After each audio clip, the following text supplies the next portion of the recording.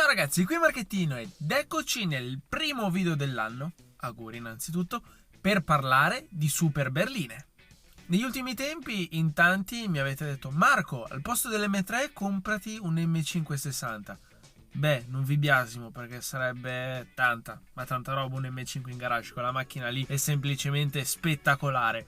E quindi, facendo un giro su internet, mi sono reso conto che con una spesa piuttosto bassa, stiamo parlando di 25.000 euro, oggigiorno che cosa ti porti a casa? Una Audi A1 piuttosto base? Con quei soldi lì, beh, se non temete bolli e eventuali rotture meccaniche, vi potete portare a casa delle signore macchine a quattro porte. E quindi, facendo un giro su internet, vi voglio mostrare oggi che macchine spettacolari si possono portare a casa con una spesa massima di 25.000 euro. Beh, la prima della lista ve l'ho già spoilerata perché stiamo parlando della BMW M5 E60. Che macchina, ragazzi! Stiamo parlando di una macchina che nel 2004 sfiorava i 100.000 euro di listino e che oggi si può portare a casa ad un quarto di quella cifra. E beh, che cosa si porta a casa? Io penso che l'M560 sia una delle berline più iconiche di sempre. E secondo me in un futuro gli esemplari tenuti bene, con pochi chilometri, secondo me arriveranno a raggiungere quotazioni molto interessanti perché stiamo parlando di una macchina unica nel suo genere. Quando mai ritroveremo una berlina con sotto un 5000 V10 aspirato costruito utilizzando la tecnologia che BMW ha sviluppato in Formula 1 nel corso degli anni? 507 cavalli, senza limitatore elettronico, supera senza problemi 300 km/h. Che macchina! Come voi sapete, ho avuto l'occasione di provarla sia col cambio SMG che col cambio manuale, versione commercializzata solo per il mercato americano e canadese. Non vi nascondo che sono stato tentato più volte di comprarla col cambio SMG, che seppure non sia un grande fan di quel cambio, per quell'epoca quel cambio era veramente il massimo della tecnologia. E forse, considerando l'acquisto di un E60 usata, vi consiglio di cercare ovviamente esemplari con un ottimo storico della manutenzione e magari anche di provarla, perché io penso che l'SMG sia il punto più debole di quella macchina. Motore molto potente, un cambio a singola frizione. Già dopo aver fatto un paio di partenze fumanti probabilmente vi ritrovate la frizione già in crisi e la trasmissione che non è il massimo dell'affidabilità. Stessa cosa per il motore, 5000 V10, in realtà è un motore abbastanza solido, però nel corso degli anni, se non sai chi l'ha avuta prima di te, è meglio andare a controllarla in BMW per essere sicuri di comprare un motore che ancora può fare chilometri. Se dovessi comprare una super berlinona, beh, l'M560 sarebbe al primo posto probabilmente. Probabilmente quando si parla di super berlinone, beh, i tedeschi la fanno padrona in questo mercato, però c'è da dire che anche noi italiani abbiamo dato un contributo. E che contributo, perché stiamo parlando di una delle berline più belle, più senza tempo e con probabilmente anche uno dei sound migliori di sempre. Stiamo parlando della quinta generazione di Maserati 4 porte. Macchina che nel 2003 aveva un prezzo di listino di 107.000 euro e anche questa, come l'M5, si riesce a trovare sotto i 25.000 euro. Lo dico un po' da nazionalista, però secondo me noi italiani quando facciamo le macchine abbiamo quella marcia in più. Guardate la 4 porte, disegnata da Pininfarina e beh, devo dire che si vede. Dopo tutti questi anni non la trovo particolarmente invecchiata, anzi, forse la trovo più bella di prima. Una linea molto sinuosa, elegante, sportiva e quando la vedi dici è una Maserati. Si distingue dalla massa e soprattutto rispetto alla massa si fa sentire molto bene. È una macchina che già rispetto all'M5 forse ha subito un po' di più la svalutazione e soprattutto oggigiorno le 4 porte quinta generazione non sono molto ricercate perché sì, costano poco. Il problema è che è una Maserati, quindi se si rompe qualcosa devi per forza andare in Maserati. Anche se la macchina che usata la trovi a meno di 25.000 euro, beh, non è la stessa cosa dei pezzi di ricambio perché quelli sono molto ma molto cari. Quindi forse a comprare una 4 porte devi andare un po' coi piedi di piombo. Però, che dire, secondo me quel 4002 V8 aspirato di derivazione Ferrari, secondo me vale il rischio di portarsi a casa una macchina che forse può costare un pochino in manutenzione. Beh ragazzi, adesso la situazione si fa molto interessante ma anche potenzialmente molto dispendiosa, perché con questa cifra irrisoria si può portare a casa, secondo me, una delle berline di rappresentanza migliori di sempre. Stiamo parlando della Mercedes classe S, però il non plus ultra, la S600. Secondo me la classe S è la miraglia per eccellenza, è proprio la macchina nata per macinare chilometri nel comfort e nella tecnologia più assoluta. Personalmente qualche anno fa sono stato in California e quindi ho voluto affittare per qualche giorno una S63 AMG, la serie V221. Devo dire, un connubio di potenza, tecnologia, comfort incredibile. Però se io dovessi comprare una classe S, non comprerei una versione AMG. In quel budget che vi ho dato si possono trovare delle S63, ma io onestamente andrei di S600 perché secondo me è la versione che riesce a rappresentare meglio quello che è veramente la classe S, cioè il mix perfetto tra tecnologia, comfort e potenza. E secondo me, se non temete eventuali guasti al motore V12, l'S600 è la versione da comprare. Uscita nel 2006 costava ben 157.000 euro, ovviamente più optional, e oggi si riesce a trovare a meno di 25.000. Il 5005 V12 biturbo sotto al cofano sviluppa 517 cavalli e ben 830 Nm di coppia. Ed essendo un grosso motore V12, tutta questa potenza la eroga nel modo più fluido e lineare possibile. Il massimo, secondo me, è questo il motore perfetto per una berlina di lusso come la classe S.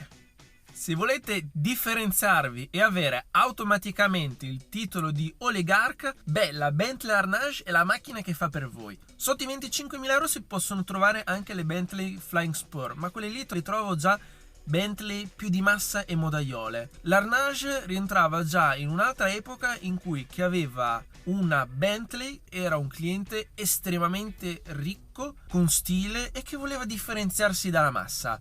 Stiamo parlando di una macchina che già nel 98 costava la bellezza di 216.000 euro. Quindi potete capire che a quell'epoca da nuovo era una macchina costruita per pochissime persone. E pensate che nel corso della sua produzione sono arrivati a produrre versioni che potevano arrivare a costare anche 330.000 euro più optional. Forse rispetto alle sue rivali non è il massimo della tecnologia, ma una cosa in cui probabilmente sbaraglia tutta la concorrenza è il comfort e il lusso vero, fatto da pellami e legni di estrema qualità. E ovviamente anche delle signori sospensioni che ti permettono di viaggiare nel comfort più assoluto. Nel budget che vi ho dato probabilmente la versione che riuscite a portare a casa è quella col primo motore, cioè il 4004 V8. Motore che tutto sommato sviluppa 353 cavalli e 570 Nm di coppia. La macchina è un po' pesante, quindi 0-100 in 6 secondi e mezzo e una velocità massima di 240 km/h. Tutto sommato le prestazioni ci sono. Il problema: forse tra tutte le macchine che finora vi ho elencato, questa è quella macchina che se vi si rompe qualcosa fate prima a buttarla, perché stiamo parlando di pezzi di ricambio e di manodopera Bentley, su una macchina che costa come una city car, quindi sì, se si rompe qualcosa diventa automaticamente un ottimo salottino per prendere il caffè con gli amici. Tornando in terra tedesca, un'altra super berlinona che ci si può portare a casa con una cifra piuttosto ragionevole è la seconda generazione di Audi S8.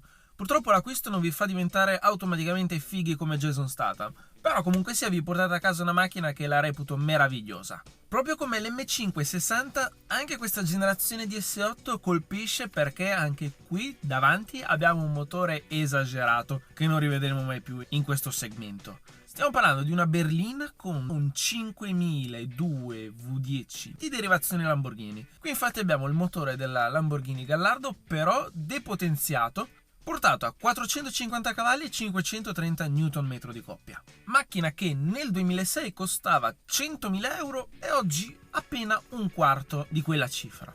È pazzesco vedere come fino a un decennio fa le macchine avevano questi motori così esagerati e particolari. Oggi purtroppo non vediamo più motori che effettivamente si distinguono dalla massa.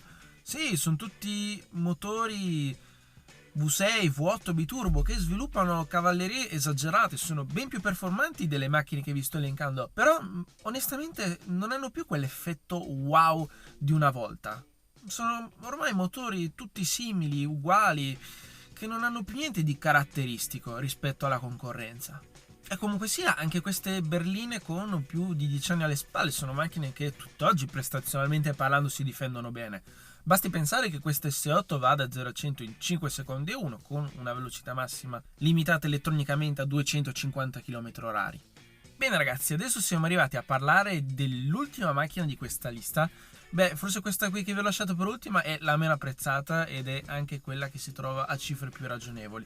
Stiamo parlando della Volkswagen Phaeton W12. Ebbene sì, in un attimo di follia Volkswagen ha voluto inserirsi nel settore delle super berline creando anche una variante sia col motore V10 diesel che con un W12 a benzina.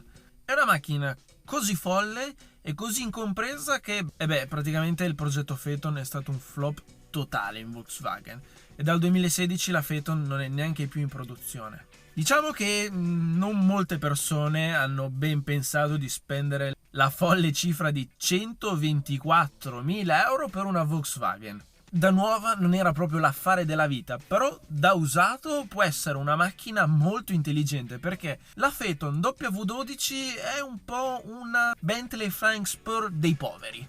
Infatti la Phaeton W12 racchiude il meglio della tecnologia meccanica tedesca di quell'epoca insieme alla meccanica Bentley, perché quel motore W12 è proprio di origine Bentley. Era una macchina che secondo me non aveva nulla da invidiare rispetto alle sue concorrenti.